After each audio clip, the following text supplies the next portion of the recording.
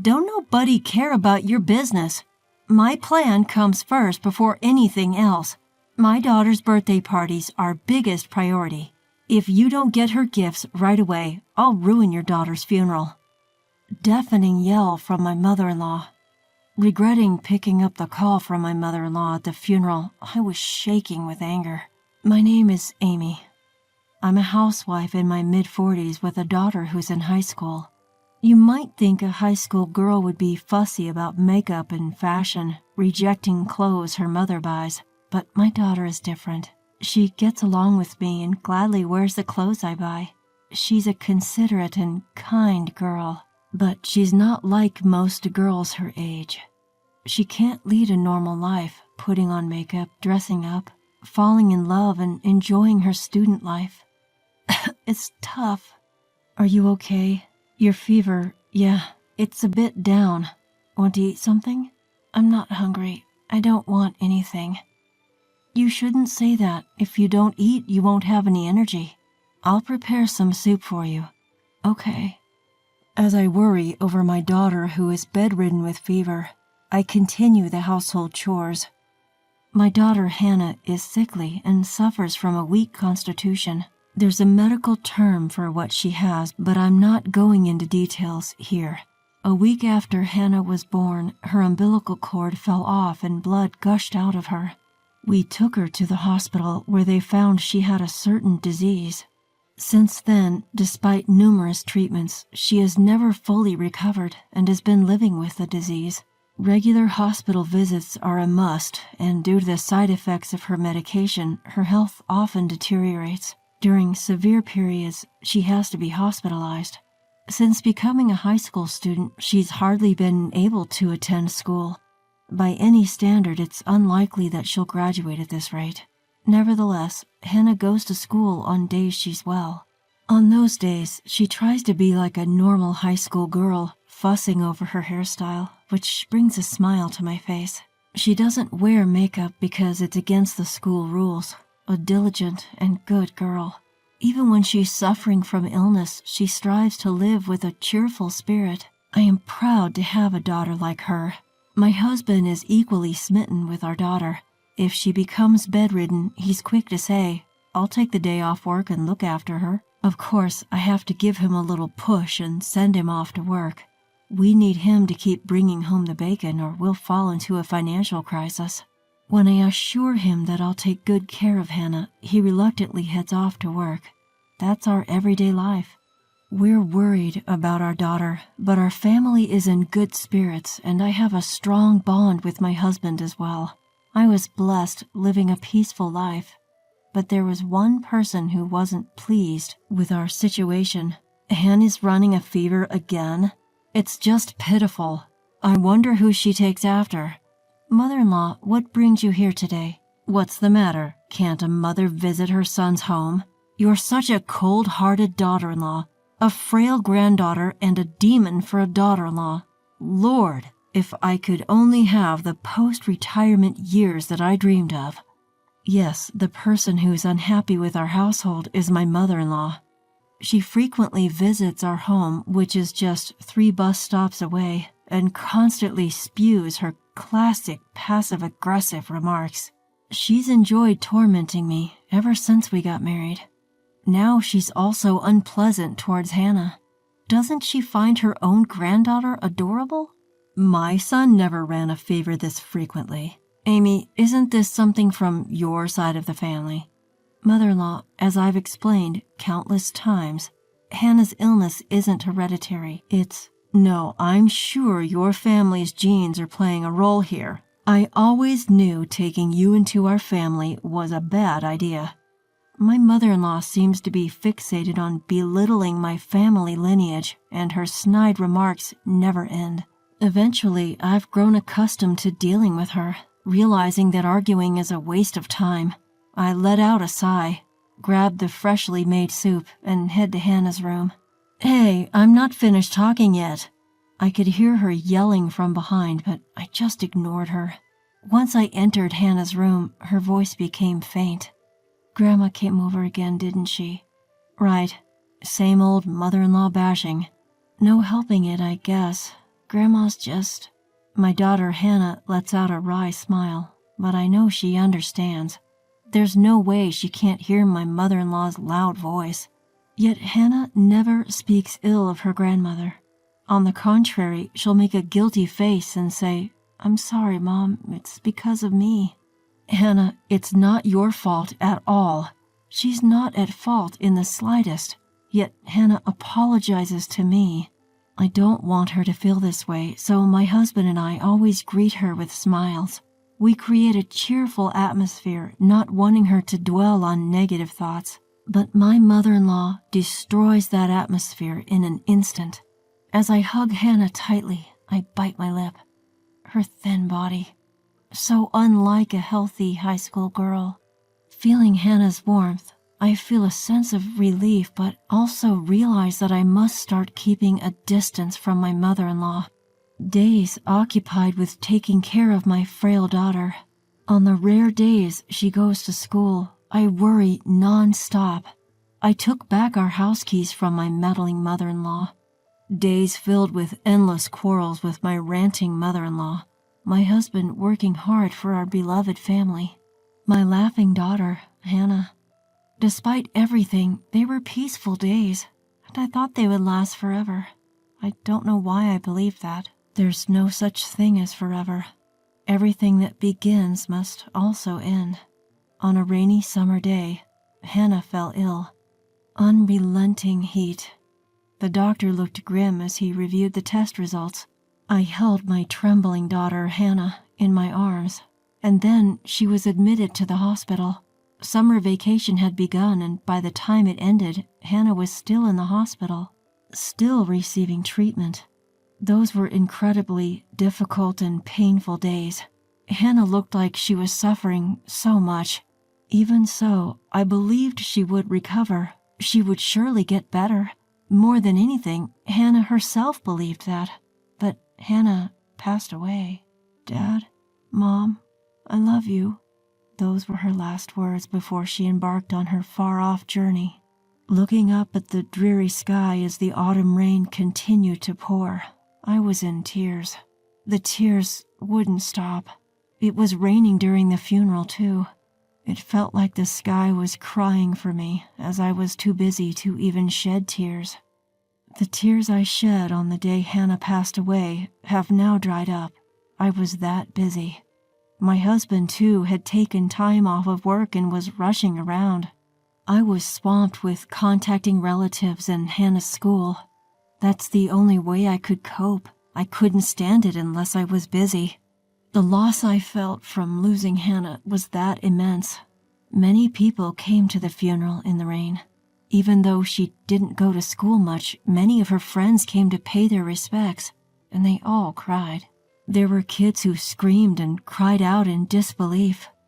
Some broke down crying, saying they would love her forever. Watching them, I felt a perverse sense of happiness. Everyone loved Hannah. Knowing that she was a child who was so loved, I couldn't help but feel happy. Many people spoke to me, and they all praised Hannah. My parents hugged me as they cried. I couldn't help but break down in tears. It was then that my phone, which was in the pocket of my black funeral attire, vibrated. I had my phone on me in case someone needed directions to our funeral's location, so I quickly stepped away from my seat and looked at the screen. The caller ID showed that it was my mother-in-law. My father-in-law had already passed away, and although I had contacted my mother-in-law, she hadn't come to the hospital. When Hannah was in her final moments, claiming it was impossible because she was far away, she said she couldn't attend the funeral today either because she had something important to do. But I wondered, would she really say she's coming after all? Even someone like her might want to say goodbye to their grandchild. So I answered the phone, but I instantly regretted it. "Amy, what on earth are you doing?" She yelled at me. "Huh? I'm at Hannah's funeral." "What? Stop joking around and get over here right now." "To your place? That's impossible. What are you talking about?" "Right back at you. I told you I had something important to do today, didn't I? Hurry back and help me out." "Huh? I don't have anything more important than my daughter's funeral. Don't nobody care about your business? My plan comes first before anything else. What on earth is she talking about? First of all, as a mother, my daughter's funeral is the most important thing now, and it's wrong of my mother-in-law to not even care about her grandchild's funeral. My mother-in-law had always been adamant about not going to the funeral, no matter what my husband said. Why do I have to help her out with her stuff? If it's more important than your granddaughter's funeral, why don't you handle it yourself? You're my daughter-in-law. You're supposed to help me. I don't understand what you mean. I'm celebrating my super precious daughter's birthday. There's nothing more important than this in the world. Excuse me? I couldn't help but take an extraordinarily long time to respond. Huh? What did she just say? Mother-in-law's daughter, that's my sister-in-law, isn't it? My sister-in-law, Sandy. I remember she lives in some incredibly remote part of the world where the only means of communication is through a phone that hardly ever gets reception. Because of this, while we did send an email about today's funeral, we have no idea when she'll read it. So, what's this about Sandy's birthday? Huh? What about Sandy's birthday exactly? Sandy's coming home after such a long time, and coincidentally, it's her birthday too. We have to celebrate it grandly, don't we? Like I care. So I need to thoroughly clean my house and prepare a huge feast, so come over here fast. But as I said, I'm in the middle of a funeral right now. I don't care about that. My daughter is more important than my granddaughter. Also, bring a present with a budget of over $500. Hurry up. If you don't bring any gift right now, I'll ruin your funeral. Click. I hung up on her. I couldn't stand to listen any longer. If I had to hear any more from my mother-in-law, I felt like I'd march over there with a baseball bat. Just how selfish can my mother-in-law be? Your daughter over your granddaughter? I'm not saying they should be compared, but to say your daughter is more important than a funeral. She must be kidding. I told my husband Mike everything that had happened, and we decided to ignore her. Mike tried to contact Sandy, but either she was still in the plane or we just couldn't reach her. Pulling myself together and regaining my composure, I returned to shedding tears at my daughter's funeral. The day after the funeral, Sandy visited our place. She read Mike's email and flew here right away. She apparently thought it would be faster to come home than to try to get in touch while traveling from where she lives, but it took her a great time to get here. In the end, she didn't make it to the funeral, Sandy bowing her head in apology. After paying her respects at the altar, she shared various stories with us. There were stories I had never heard before about my daughter and Sandy, who we hardly ever got a chance to see. Listening to that, I found myself reminiscing about my daughter when she was little, and once again, I started to cry. In the end, my mother-in-law didn't even bother to come to pay her respects. My sister-in-law, Sandy, deeply bowed her head and apologized for this. "I'll do something about my mom," she said before leaving, but I wonder what she meant by that. Then, a few days later, the reality that my daughter was gone still hadn't sunk in, and I found myself in her room. I gently stroked her study desk. The room, untouched since her death, was filled with so many memories of her. Just as I felt like I was about to cry again, the doorbell rang unexpectedly. Startled, I quickly wiped away my tears and was speechless as I looked at the monitor. To my surprise, it was my mother-in-law. My mother-in-law, who had angered both my husband and me with her inappropriate remarks on the day of the funeral. She hadn't even come to pay her respects, and even after a few days had passed, she hadn't shown up. What does she want now? I had no intention of opening the door, so I responded via the intercom.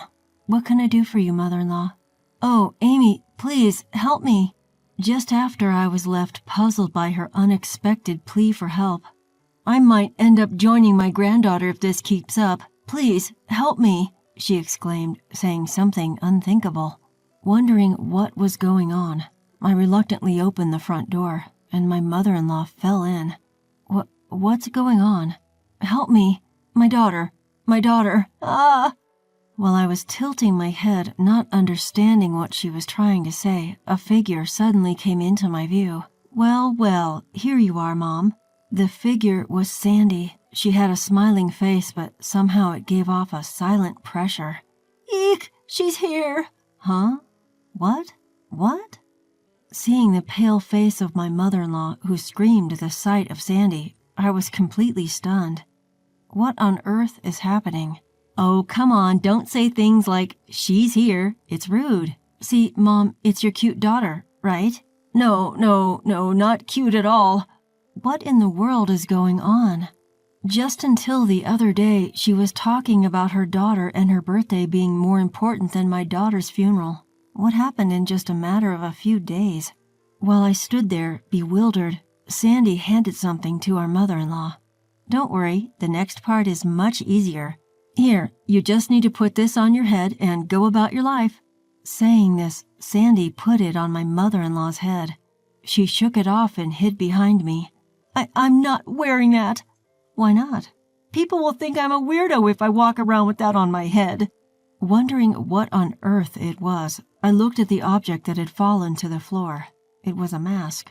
Not the kind of mask you would see at a fair, but something, I don't know, a mask that you might see worn by a tribe living deep in Africa during some strange ritual. The kind of thing a shaman might like. And why does Sandy have something like this? Why put it on my mother-in-law's head? This mask is used for fortune-telling where I live, Sandy explained in response to my question. It has an interesting look. It's a great craft work that has been passed down since ancient times. I was stunned. Well, yeah, looks like it. So you're going to put this mask on top of my mother-in-law's head, not on her face? If it's on her face, she wouldn't be able to see anything. This isn't an ordinary mask with holes for the eyes. I mean, if it did have holes in them, I wouldn't mind letting her wear it on her face. And what happens when she puts it on? Oh, you didn't know? This mask has a demon-repelling effect. As if I would know about such an effect. A demon repellent? Exactly. You see, no matter how hard you think, she's clearly possessed by a demon, right? With that, Sandy pointed at my mother-in-law. Her own daughter. Saying such a thing. So this is what she meant by, I'll do something about my mom. So if she wears this for a few days, I think she'll definitely become a normal human being with morals. I've been trying several methods for the past few days. A different method? I had her wear a necklace of garlic and run around the neighborhood. Isn't that for vampires, not demons? Or are vampires also demons? I'm not quite sure, but oh well. But what's with the running? Is that why my mother-in-law has been looking so worn out? That must have smelled terrible. Garlic isn't that bad unless you cut it open, you know. That's not really the point, but that's beside the point. The issue is that she wore that and spent a few days, that she was running. I really wish I could have seen that scene. Do you want to see the pictures? Oh, yes, please. Sandy has pictures. What a pro. You guys, what are you so happy about? Show a little more sympathy for me. My mother-in-law started to complain as Sandy and I were laughing and looking at the pictures. I almost forgot she was here. Why do we have to show sympathy for you? Sandy looked up from her phone and glared at my mother-in-law. Why? Because you're my daughter. If you want sympathy from your daughter, why don't you become a person deserving of sympathy? Do you think there's anyone else as sincere as I am? Where's the good in someone who dismisses their grandchild's funeral as whatever? Sandy exclaimed, her mouth wide open in anger. When I rushed home and came back for my niece's funeral, I find you here just lounging at home. And when I asked if the funeral was over, you boldly said you didn't go. I thought maybe you were sick, but you were just doing push-ups to show how fit you were. Push-ups? She wouldn't even go light an incense at the wake. I don't care about my birthday. Screw that. What are you talking about? It's a parent's duty to celebrate their child's birthday. I've never heard of a grandmother prioritizing her daughter's birthday over her grandchild's funeral. Their shouting match was getting so intense that Sandy and my mother-in-law were both panting heavily. That's why I'm saying we need to cleanse this rotten character of yours that's like you've been possessed by a demon and start over. Sandy cried out at the end, tears suddenly rolling down her cheeks. It's pitiful that Hannah had a grandmother like you. Her words stuck in my throat. Sandy loved my daughter too. Even if the time they spent together was short, there was no doubt that Sandy loved my daughter. Holding back the tears that threatened to spill, I stared hard at my mother-in-law. She faltered for a moment under my gaze. Mother-in-law, what is it? You didn't do anything for my daughter when she was alive, did you? And I'm not talking about giving her stuff. You didn't even care about her, did you? So what if I didn't? There's no way I could have doted on such a frail child just because she's my granddaughter. But my daughter, she adored you. Huh? At my unexpected words, my mother-in-law was at a loss for words. I told her to wait a moment and went back into the house. From my daughter's room, I took that and returned to my mother-in-law, who was still at the entrance. Then I handed her a letter. What's this? It's a letter from my daughter to you. Eh? My mother-in-law looked back and forth in surprise between me and the letter. In my hand was a letter, certainly addressed to Grandma, in my daughter's handwriting.